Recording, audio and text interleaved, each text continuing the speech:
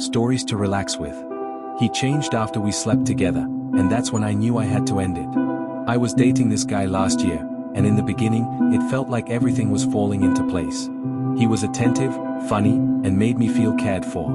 We went on thoughtful dates, he'd text me good morning, and he really seemed to be putting in effort. After about a month, I felt comfortable enough to invite him over and spend the night. The next morning, though, his whole energy shifted. It's hard to describe, but it felt like he had crossed some finish line in his mind. He stopped being curious about me. Instead of asking about my day, he made comments like, "You really like being in control, don't you? With your little apartment and your organized life." At first I thought he was joking, but the tone was different. More smug than playful. Over the next few weeks, it became even clearer. He didn't plan dates anymore, he just expected to come over. He acted less invested, like intimacy meant he no longer had to try. And sometimes, he'd say things that felt intentionally diminishing, like he wanted to knock me down a peg. That was the moment it clicked. He hadn't been showing me his real self at all. He had been performing, waiting to get what he wanted, and once he did, the mask slipped. So I ended it. And honestly, I felt relief more than sadness. I realized how important it is to pay attention not just to how someone treats you before intimacy, but how they act after. That's when you see who they really are. I'm sharing this because I wish someone had told me sooner. If you feel that sudden shift, trust your gut. Love should feel safe and steady, not like someone conquered you. I finally hit my first home run, but he wasn't there to see it. I've been playing baseball since I was 6. My dad was the one who got me into it. He'd take me to the park every weekend, even when he was exhausted from work. He always said, "One day, you'll hit one out. I'll be there when you do." I wasn't great. I was that kid who tried hard but never really stood out. Still, my dad never missed a game. Rain or shine, he was their old lawn chair, coffee in hand, yelling louder than the coach. Then last winter, he got sick. Real bad, real fast.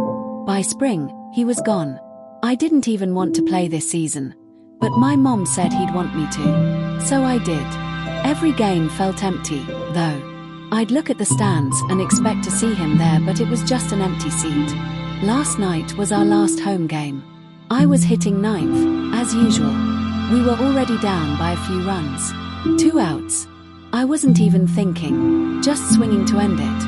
And somehow, I hit it. Clean. The sound was different. Everyone stood up.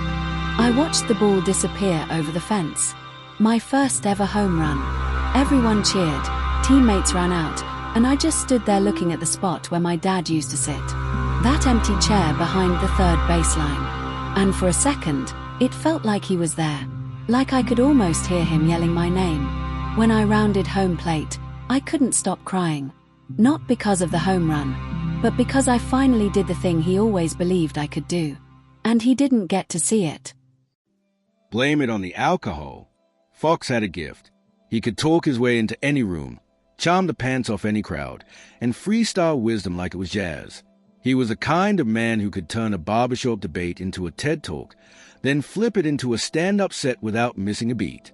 But his Achilles heel came in a bottle, usually brown, sometimes clear, always trouble. When the liquor hit, Fox turned from philosopher to chaos conductor. Last Friday night was peak Fox. He'd stumbled into the Comedy Cut Lounge wearing snakeskin boots, a crushed velvet blazer, and a grin that could melt steel. The DJ dropped that track, Blame It on the Alcohol, and Fox took it as gospel. Shots turned into sermons, and before long, he was on stage, roasting the wrong crowd.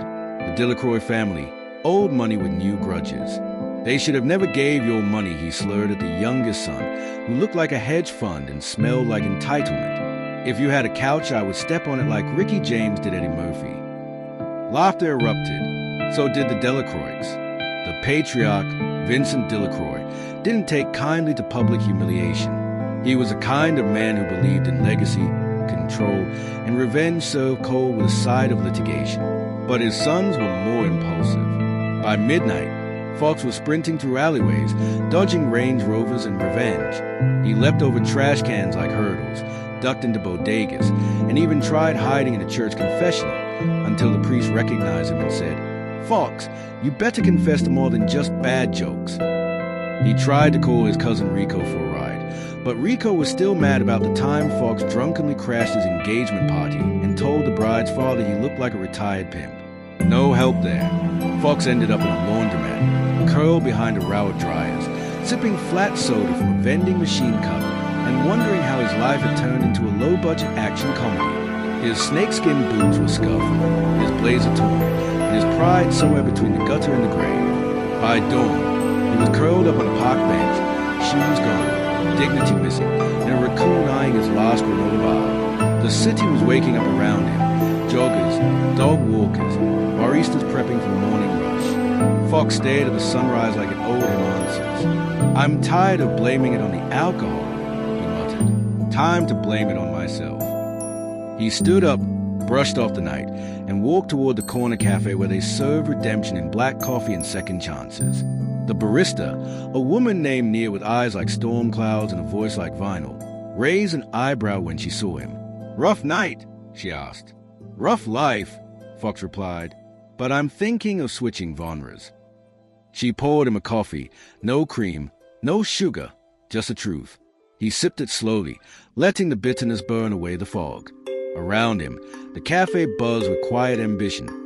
Students cramming, artists sketching, hustlers plotting their next move. Fox felt like he was watching a world he'd been too drunk to join. He pulled out a notebook, one he usually used for punchlines and pickup lines, and started writing something different. A plan, a promise, a blueprint for sobriety, or at least survival. Step 1, apologize to Rico. Step 2, stay out of the Velvet Lounge. Step 3, no more suits made of regret and whiskey. Fox wasn't naive. He knew the Delacroix might still want blood, or at least a public apology and a donation to their favorite charity. But he had something stronger than liquor now, clarity. And maybe, just maybe, the next time someone played that song, he'd dance sober. Later that week, he showed up at Rico's garage with a six-pack of sparkling water and a handwritten apology. Rico stared at him like he was a ghost. You serious? Rico asked. Dead serious, Fox said. I'm done being the punchline. Rico nodded slowly. You still owe me a new sound system. Add it to the list, Fox said. They sat on the curb, sipping water and watching the sun dip behind the skyline. Fox felt something shift. Not dramatic, not cinematic, but real. A quiet pivot towards something better. He still had the charm, the wit, the rhythm, but now he had a filter, a pause button, a sense of consequence. Fox wasn't perfect. He'd slip, stumble, maybe even fall again, but he'd stop blaming it on the alcohol, and that, for a man like him, was the beginning of everything. Ashes of a Digital Saint. It's been 1,392 days since I first laid eyes upon those crimson-soaked tissues and suspenders, and my downfall began that day. He was so alive, so persistent. He crumbled my walls with his love bombing. Boy, what a ride I was in for. He said he loved me by the 3rd month. What was I thinking? I knew he was mentally ill, but my God, that jawline could cut glass. This is just nonsense anyway, I thought. He can't be serious. He's 10 years my junior and 10k miles away. Surely, he'll forget about me soon. It's been 1,392 days, and now I just wish I could forget him. I never imagined I'd be the victim. Surely, I was too strong, too stubborn to be abused. This I say as a smouldering pile of ash on the floor. How could this boy have such a catastrophic impact on my life? I've never even met him. That's right, folks. Nearly 3 years of promises of a passport that never was. Now he claims he'll get one for her. Well, and the one before her too, I suppose. We'll get there. Those early days were bliss. I couldn't believe this adorable human even wanted anything to do with me, frankly. So rarely was someone I attracted to actually interested in me too. I had been single and celibate for a decade, and I didn't know what to do with myself. I was scared, but oh man, did it feel good. He made me feel like I was the only, most beautiful woman on the planet. Well, in between his manic episodes and suicidal ideation. But I worked in the mental health field. Surely I could handle this. Easy peasy. As long as he loved me, right? He used to be a streamer, that's how we met. He'd put on shows for me and my friends. He'd change all of his social media handles to include my surname. He let the world know he loved me and he was going to marry me. How could I have known his insatiable quest for attention wouldn't be satisfied by my pathetic devotion? He made me feel sexy. This was foreign to me. We were always very passionate. Until that wasn't enough either. The first woman. She sent him $3,000 so he could come see me. He proceeded to thank her, drunk and on screen, with a very sexual fantasy scene including me no less. I broke up with him that night. This was 3 months in. That was the first of 1,000 times I took him back. I was addicted. I wanted so desperately to believe all the things he told me. I know now that was already the beginning of the end. Trust was broken. But it felt so good. We were on the phone 24/7 those days. Asleep, awake, at work. It didn't matter.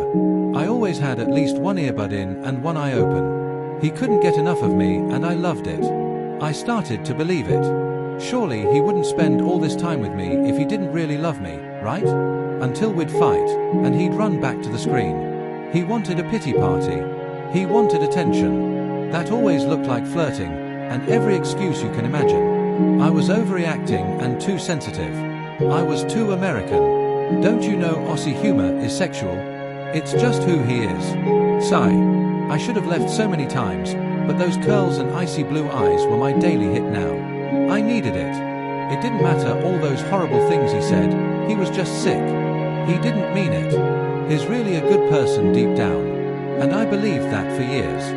Now I sit here, 6 months into chemotherapy, sobbing daily because how could you? How could you leave when I needed you the most? How could you move on within hours like I was nothing and give her everything I asked for?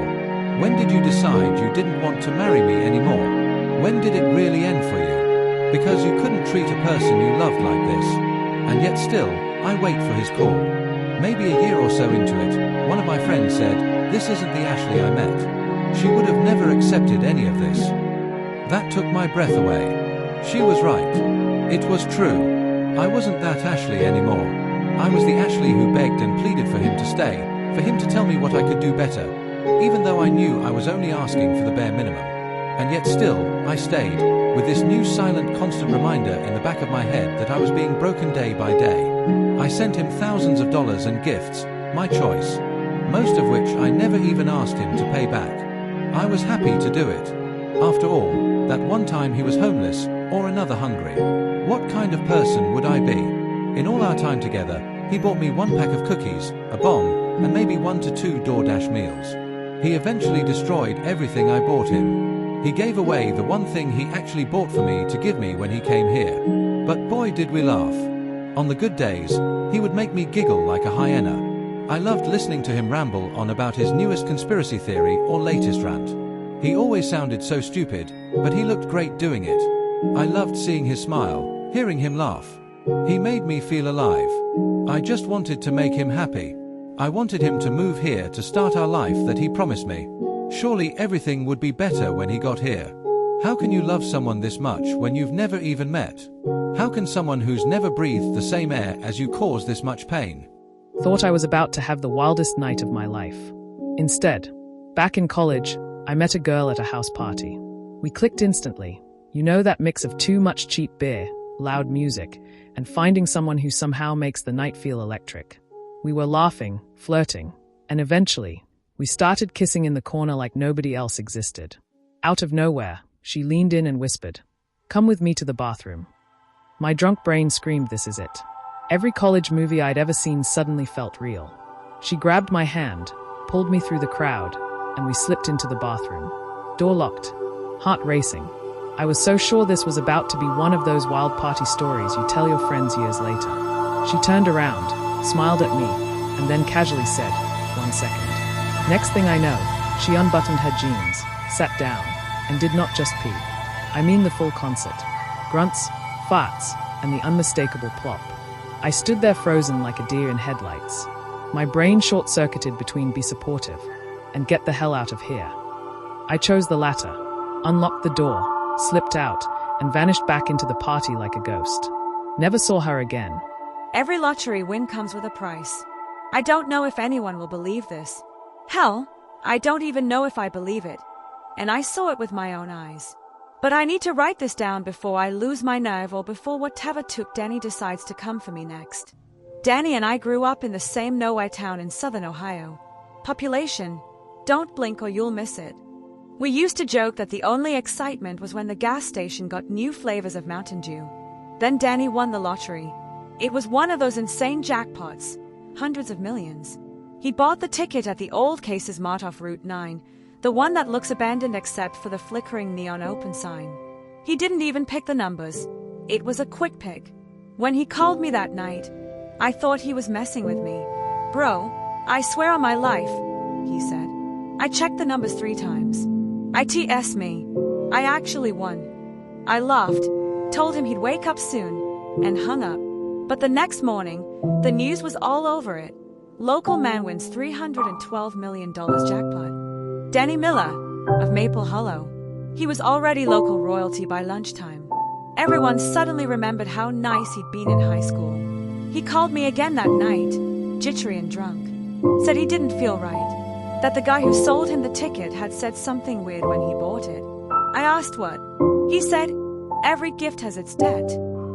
I told him it was probably just some creepy cashier trying to be philosophical. But the next day, he said his ticket was missing. He tore his house apart looking for it. Then, a few hours later, it just showed up again on his kitchen counter.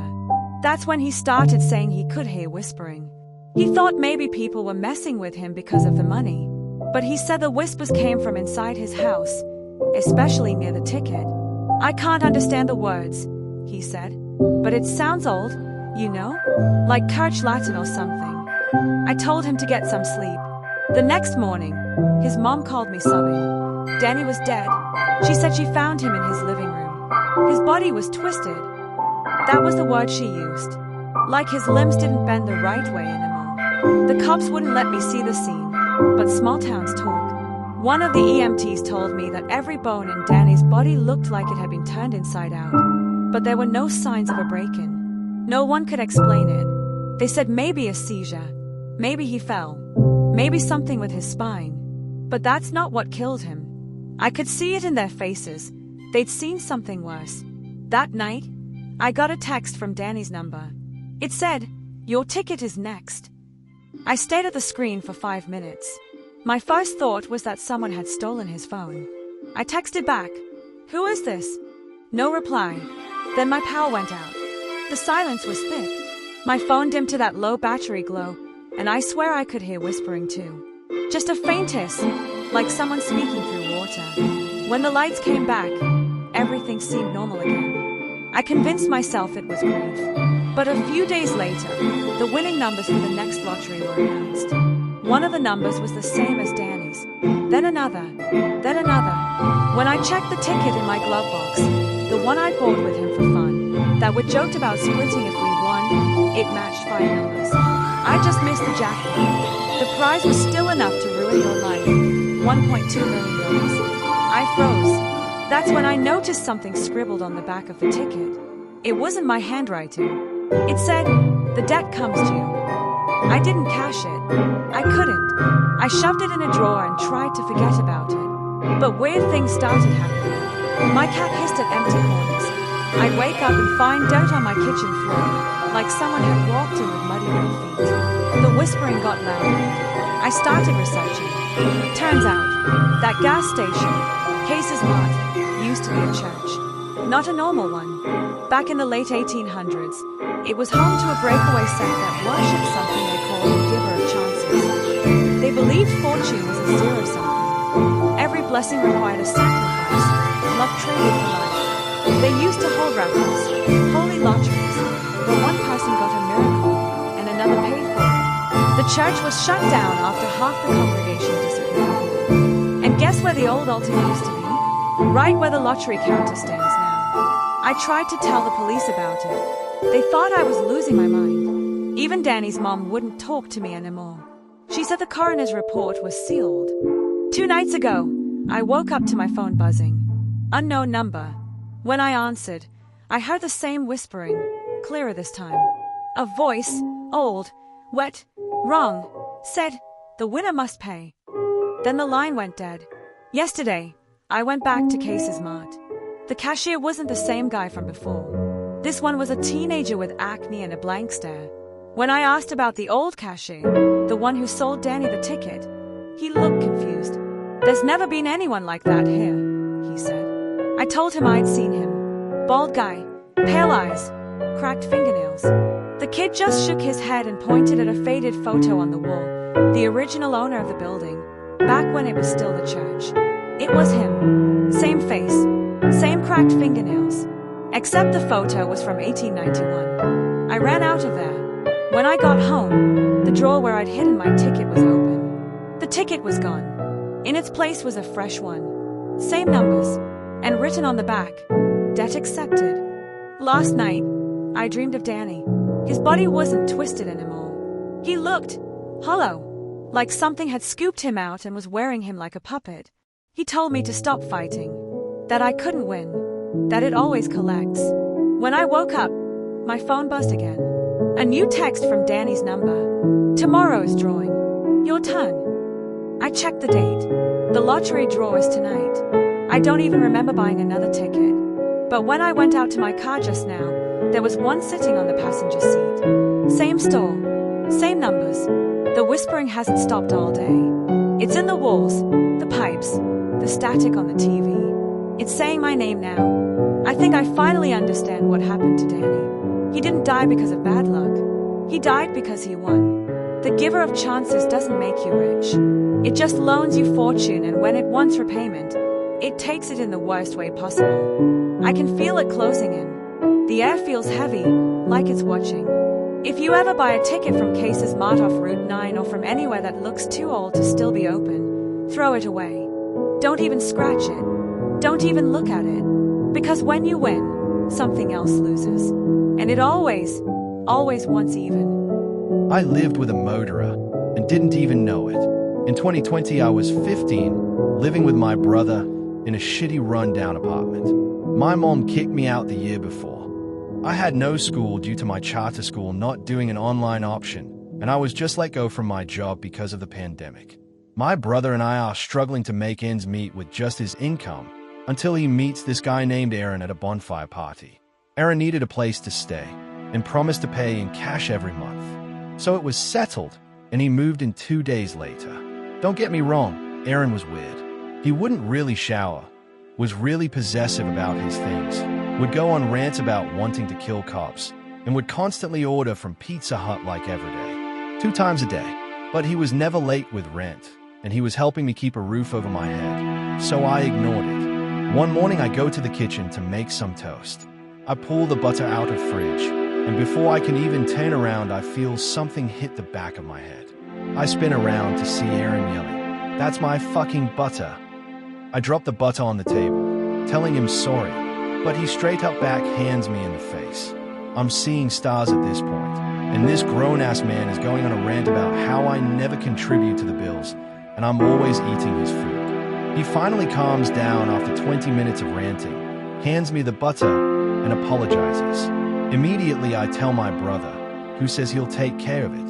The next week we were all sitting in the living room, when Aaron out of the blue says, "You know, brother's name. I thought about shooting you the other day when you told me I have to be nicer to my name. Then you left, and I had time to think about it. I'm so proud of myself."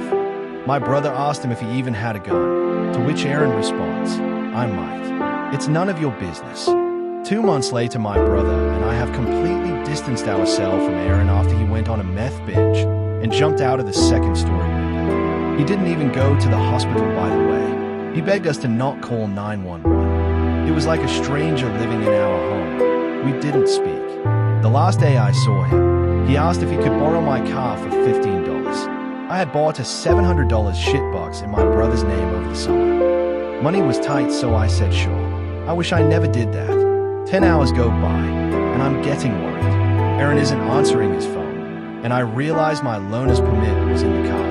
I tell my brother, who says Aaron will turn up eventually. A week goes by. I've given up all hope of ever seeing my car again. I'm absolutely crushed. Then my brother gets a call from South Carolina State Police. The car was impounded in South Carolina, 9 hours away. Turns out Aaron had a warrant out in Florida, and when he got pulled over in South Carolina, he decided to run for it. They caught up to him after he busted all 4 tires, mind you, and expedited him back to Florida. You may be asking what his warrant was for. He shot his cousin in the head a year prior over a dice game and a girl. He fled the state shortly after, slowly making his way north. And by the time the cops pieced together the puzzle, he was long gone. He was making his way south again for an unknown reason and was pulled over for a taillight being out. I hate my husband. I married my husband thinking we shared hopes and dreams. I knew he wasn't perfect. We both had a history of addiction. I was clean for much longer than him. I was a single mom when we met, and I was grieving the loss of my daughter's father, also drugs. We went on a drinking binge together. Well, I quickly saw where that was going, so I stopped, packed us up, moved away to start over. We kept in touch as I had a soft spot for him but knew he wasn't good for me. I just felt comfortable and close to him on an emotional level. Fast forward, he gets clean and wants to start over. He moves in our direction and I offer to help him out along with some of our church in our town. It was good to see him again, and I knew he always had feelings for me. He came to the church I attended and they all saw us together. They thought we were great together. I still had my reservations. But everything in my life I felt like I had fucked up, so I wanted to try doing things by the book. I did not grow up religious. Fast forward some more. We got cozy and I thought he was doing well. We got a lot of encouragement from the people around us. He proposed and I said yes. But after having some time to think about it, I started second guessing. I went to the pastor and he brushed off my concern, twice. Like, I had to have a better reason than just being uncomfortable with it after all. Then, my then fiancé's dad died a sudden and untimely death. He was grieving and I did not have the heart to tell him I was second guessing. Our wedding day approached. I cried to a friend on our wedding day, saying I didn't think I wanted to go through with it. She also wrote me off saying we were great together or something akin. However, she had known me maybe 3 years and him less than 1. I sucked it up, resigned myself to being dramatic and went through with it. We are 4 years into our marriage. He's nothing I had hoped for. He relapsed before our son's first birthday. He eats like shit, looks like shit and doesn't take care of himself. He doesn't listen to me. It got so bad I had to kick him out. He lives in a sober house around the corner. The problem now is, when he's working, he's gone. He gets off work at 11 p.m. Stays up till 2 a.m. Sleeps till 10 or 11 a.m. Wakes up feeling like shit. Is hardly here for us on his work days and constantly bails on us on the weekend. I am dying and going crazy. I don't have a partner. Feel like I despise my husband and my life with him. The only good thing that's come out of our marriage is our son. Life sucks now and it's too late to take anything back. I guess I'll just die a miserable old fool. Sorry for the happy ending, guys. I guess the moral is, don't second guess yourself based on someone else's, or even many others, opinions, and don't trust someone's, or many someone's, opinion just because of their label, Christian, pastor, friend, etc.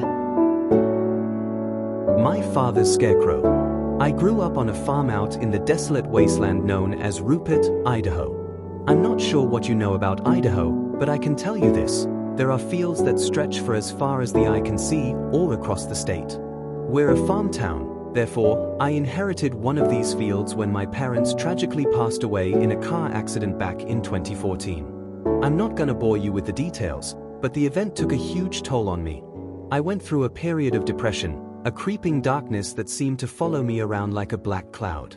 For the longest time, I struggled to find the strength to even leave my house. Bills wait for no man, however, and as time passed, those bills piled up.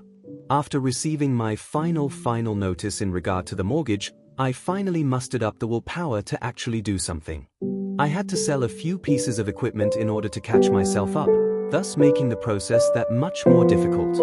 My dad had taught me pretty much everything I needed to know about tending to the fields, the tractor work, the planting, harvesting, yada, yada, yada. After selling the equipment, a lot of this work was done by hand. I'd spend hours in the fields, breaking my back to plant the crops by hand. It didn't affect me much, though, if anything it helped me keep my mind off of my parents' accident. I actually began to take pride in the work I was doing. watching the crops sprout up through the soil, day by day, smelling the fresh scent of dew in the air every crisp October morning. It made me happy. As I'm sure you all know, with any good harvest, you're bound to have pesky little thieves sneaking into your field, stealing your payload. Crows would, in every sense of the word, desecrate portions of my crops. I tried bird netting, reflective tape, predator decoys. Nothing seemed to keep these rodents from stealing what I'd worked so hard to create. Eventually, fed up with the circumstance, I pulled out my dad's old scarecrow from the attic. I'd intentionally put off retrieving the old thing because, when I was a kid, it scared the life out of me. The way the arms and legs looked like shredded skin, the haunting face that had been drawn onto his potato sack head. It truly terrified me. I even found myself a little uncomfortable with the thing as I was retrieving it. The thing that grounded me and brought me back to a more adult mind state was the fact that the scarecrow wore my father's old flannel and jeans. It felt like having a part of him, guarding over the field for me. It got the job done, too. Of all the methods, this was the one that kept the crows away. What were once black squawking clouds dwindled down to distant echoes far from the field. Not only did the crows disband, it seemed as though every rodent in the field had completely ceased at trying to even attempt to steal crops from me. This cut my work in half, and all that was left was for me to harvest and distribute the corn. One day, whilst walking through the fields, I noticed something strange. A crow, decapitated, lying in the middle of the crop. That wasn't it, though. As I continued walking, I found carcass after carcass, each one decapitated and mangled. The bodies seemed to create a distinct path, one that spiraled and snaked around the length of the cornfield. I followed, completely astonished. As I drew deeper into the field, the scent of rotting flesh began to permeate my nostrils. I could hear flies buzzing just ahead of me. Thousands of tiny wings, flapping against rotting air. I continued to follow, and the trail led me directly to my scarecrow, and I could finally see where the scent was coming from. Before me, perched upon a wooden stake that pieced the ground, hung my father. His flannel was decaying and ripped to shreds, and his jeans were now stained with layers upon layers of deep, crimson blood. His body had been filleted, revealing his rotting internal organs that dangled from his torso, blackened by sun exposure. Scabs and lesions covered his arms and oozed with pus. Perhaps the worst part of all, however, was the look he gave me. He had this look of absolute detestation plastered to his peeling face. The emotion lay entirely in his eyes. His jaw had been dislocated, nearly destroyed entirely, and dangled limply from the right side of his face. His cheeks had sunken and rotted, revealing lines of black teeth beyond the shredded flesh. Before him lay a pile of dozens upon dozens of dead rodents, being feasted upon by flies and maggots. My eyes stung with sweat and tears, and all I could do was stare at the man. His head swiveled left to right, scanning the entire field. My next course of action was the only thing I could think to do. I turned around and exited the field. I went back to my house, and I stared at a wall. Maybe for hours. I prayed, I begged God for his mercy, but no reply came. The next day, my father still hung, perched upon the stake, scanning the field. The scent of rot was almost unbearable now, and I could see more piles of dead animals scattered across my field. I fell to my knees, and I cried. This is my life now. The crops don't exist anymore. They have been replaced by a deep sludge of soft, decaying corpses that coat the ground. All watched over by my father, who stays perched on his stake, scanning for any crow or rodent that dare enter his field. I accidentally joined a morning jog club and instantly regretted it. So a few weeks ago, I decided to turn my life around and go for a jog before work.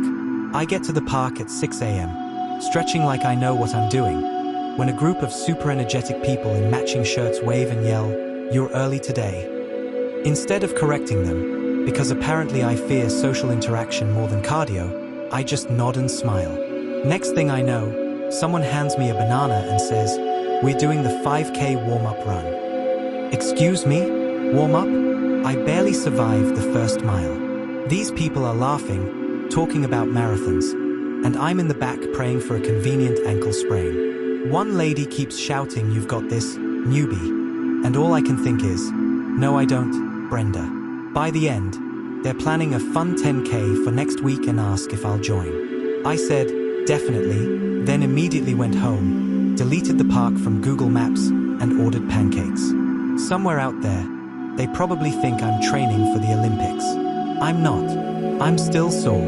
Upvote 342. Downvote 39. Go to comments. Shay. I thought I was just watching a random live stream. Now I'm the one being streamed. I don't even know how I found it. One moment I was half asleep, scrolling through random Twitch categories I'd never explored before. Lots of dead channels with broken keyboard names, no thumbnails, 0 viewers. Then I clicked on one. No title, no overlays, just a grainy phone camera pointed at someone's chest. The angle swayed as the person walked. At the bottom, 6 viewers. It shouldn't have caught me. It should have been just another IRL stream, boring and forgettable. But then I recognized the background. The streamer was walking down Main Street. My main street. The Dollar Tree with its flickering green sign, the mural on the side of the old laundromat, the leaning streetlight that always looks like it's seconds from collapsing. The camera didn't linger, but it was enough. At first, I thought, no way. There are a million main streets. But then the stream turned left, and there it was, the boarded-up Art Deco theater. The one we've been begging to restore for years. There's only one of those. I froze. The person was here. The chat was dead, except for a single message. Grave Wax, watching. I typed into chat, where is this? No response. The camera shifted slightly, catching the reflection of a stop sign. They crossed an intersection and kept going. I knew the exact angle. It was a 10-minute walk from my apartment. The stream ended abruptly when they reached a stretch of dark road. No goodbye. No fade out. Just black. The next night, I checked again. Same account. No profile picture. No VODs. Just live. This time, 9 viewers. I clicked. They were walking again. Closer this time. I recognized the hardware store where I buy light bulbs, the little pizza place with the hand-painted sign. The phone camera tilted high enough to catch the second-floor apartments. I swear I saw a curtain shift. The chat flickered once. Grave Wax, closer. I typed, who are you? Nothing. When the camera passed the 24-hour laundromat on Oak, something twisted in my gut. That laundromat is only 4 blocks from my building. The stream cut out again. The third night, I didn't want to look. I told myself I wouldn't. But I did. 11 viewers. They were walking past the liquor store on the corner of my street. My street. I slammed my laptop shut, heart pounding. I paced my apartment, checked the deadbolt 3 times, shoved a chair under the knob. My phone buzzed. A notification. It was Twitch. Grave Wax mentioned you in chat. But I hadn't been watching. I opened it anyway. The app glitched, pixelated, then snapped clear. The streamer wasn't walking anymore. They were standing still. The camera was pointed down at a cracked patch of pavement. I knew exactly where that was. Right outside my building. I deleted my account. Pulled every curtain closed, twisted every lock. I stayed up till morning clutching a kitchen knife like an idiot. Nothing happened. No knock. No footsteps. No sound at all. When I finally worked up the nerve to check Twitch the next night, the account was gone. I typed the username into the search bar, no results. Like it had never existed. I thought that was the end. I prayed it was the end. 3 weeks passed. Life tried to crawl back to normal. But every night, around 11 p.m., the urge hit, the pull to check, to make sure. Sometimes I'd sit at my desk, cursor hovering over the Twitch search bar, fighting myself not to type it in. Then, last night, I got a direct message. Not on Twitch. On Discord. The account was blank. No profile picture. No shared servers. Just one message. The stream starts again tonight. You'll want to watch. I should have blocked it. I should have ignored it. Instead, at 11:03 p.m., I opened Twitch. No channel name, no category. Just a broken link thumbnail. Live. 13 viewers. My hand shook as I clicked. The streamer was inside a building. Inside my building. I recognized the wallpaper, the same ugly floral print on the stairwell walls. They climbed slowly, each step groaning under their weight. I wanted to scream, to call someone, but my voice felt stuck in my throat. The number in the corner ticked up, 14 viewers. They reached the second floor landing. Stopped. Turned. Stared at my door. The camera zoomed in on the numbers. 2B. My apartment. I closed the stream. Dialed 911 with trembling fingers. The dispatcher kept me on the line, promised they were sending someone. I stood in the kitchen, knife in hand, staring at the front door like it might explode. 5 minutes. 10. Nothing. Then, knock knock knock. 3 slow knocks. I raised the knife. I shouted some garbled threat about the police being on their way. Silence. Then footsteps, fading down the hall. When the police arrived, they searched the entire building. No one. They told me it was probably some punk messing with me. I tried to show them the stream, but I couldn't. The channel was gone again. Erased. Like it had never existed. This morning my phone buzzed. A new Discord message. Same blank account. You stopped watching too soon. There was a video file attached. I didn't want to, but I opened it. It was the stream. From last night. But it didn't end at my door. In the video the camera kept recording after I closed the tab. The streamer stood outside 2B for what felt like forever. Then they crouched, almost kneeling. The phone tilted, showing a pale hand reaching forward, sliding something under my door. I dropped my phone and ran to check. My heart hit the floor when I saw it. Right there, on the mat. A USB stick. I'm writing this now with the stick plugged into my laptop. There's only one file on it, called watchme.mp4. It's an hour long, grainy footage of me, sleeping in my bed, tossing, turning, pulling the covers up to my chin. The camera never moves, never blinks, like someone was there, filming the whole night. But here's the part that makes me want to tear my skin off. I live alone. My door was still locked from the inside when I woke up. I don't know how they got in. And I don't know how, at the end of the video, they filmed me sitting up straight, staring directly at the camera with purple eyes. The stream is live again. 15 viewers. And this time, the streamer isn't walking. They are sitting at my desk, using my laptop, streaming me. Thank you for making it this far through the video. I hope you enjoyed and did whatever task you were trying to achieve. Feedback is always appreciated. If you have any Minecraft tips or just want to see something built, drop a comment. Please like and subscribe for more relaxing Minecraft videos.